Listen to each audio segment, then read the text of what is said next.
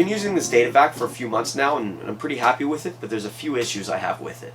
The model I have is part of the MDV series, which I assumed was one step above the ED series, but spec-wise these guys are a little weaker than the ED units. The step above that I believe are the DV units. Those units are a lot more pricey, but they do come with a few different accessories. They're a bit bigger and come with a lot more power. One of my favorite things about this guy is that it comes with like a 12-foot power cable. I find that very convenient because I have a lot of computers to clean, and when I'm moving them around, this gives me a lot of room without having to unplug and plug this guy in all over the place. These are the filters that come with them. You have to use them in both the blower and the vacuum mode. You can order these through the website, but as long as you keep them clean, you shouldn't have to replace them. Comes with this brush tip, which is an accessory that's common on other vacuums. Comes with this crevice tool as well, which is another common vacuum tool. I don't use much as these tools, I just use one specifically. This is the 4-piece micro cleaning kit.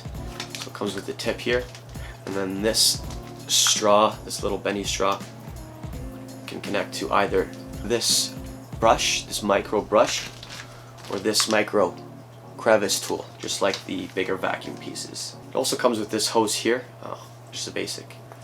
It's actually a pretty good quality hose. This is the only tip that I use. It's called an inflator, whatever that is. It shoots out air and it's the closest thing to an aerosol can or an air compressor. So that just connects to the end of the hose there. And then on the unit here, there are two ends to this unit. One end is the vacuum and the other end is the blower. On the vacuum end, you can actually unlock it.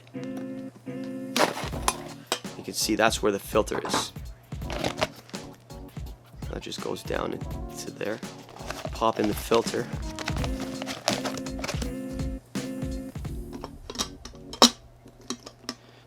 Pop it back in and lock it.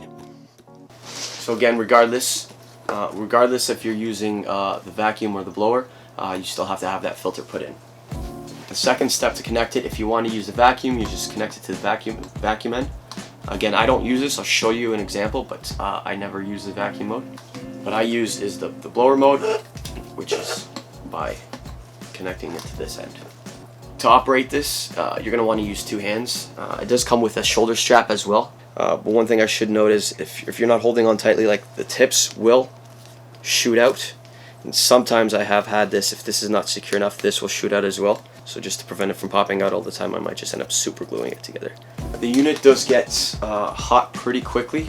I've never had any overheating issues or anything, but because it does get fairly hot fairly quickly, I make sure that I'm not using it for prolonged periods.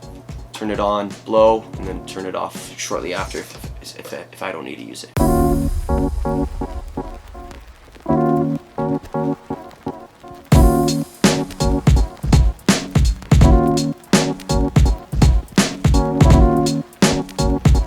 One thing I do is with this accessory here, this is pretty much the only accessory I use.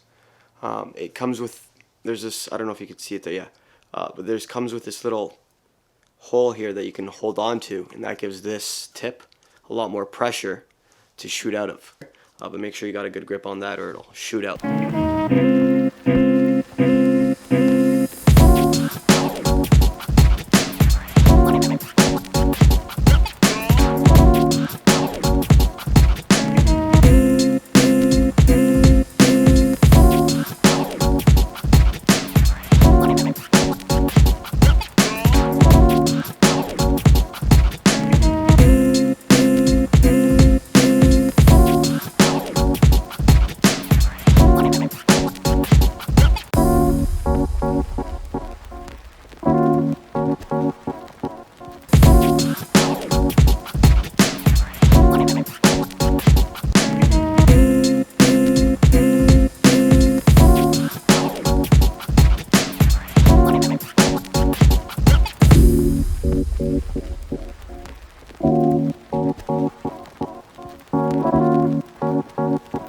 So you can already see the side that I started to clean, and it is effective, although it's still a little dirty.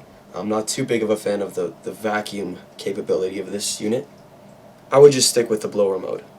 My final note on this was it would be nice if it came with a bag.